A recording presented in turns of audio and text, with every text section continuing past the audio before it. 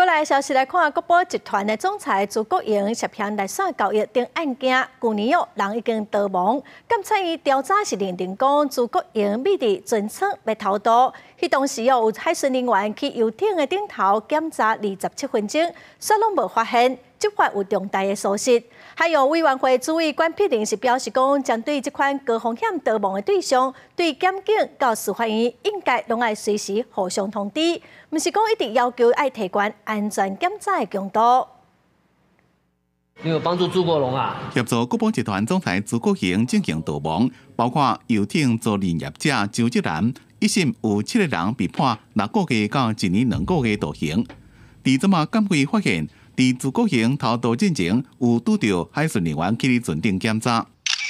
游艇停伫咧码头，安检人员去哩船顶，伫船的甲板、渡船室、船员室几个所在拢有检查，所无发现朱国营。就伫咧游艇内面查27分钟了，就放弃出港。监会认为海巡署执法有疏失，所以提出纠正。无论他是躲藏在游艇的哪一个角落，这么大一个人，你检查那么久没有发现，那如果这不是一个人，是一个几十公斤的毒品，显然他躲的那个角落，你可能就不会可以检查到，那这个问题就会很大。海巡署被指控执法有漏空，讲会检讨改进。不过，海委会主委关碧玲也替同仁来抱不平，强调案件的这台船是甲类对象，依法只敢若流程检查。海巡迄当阵查27分钟，算是真认真。跟警方、跟检方，还有跟法院要做电子的嫁接，让这个通报的讯息能够更及时通畅。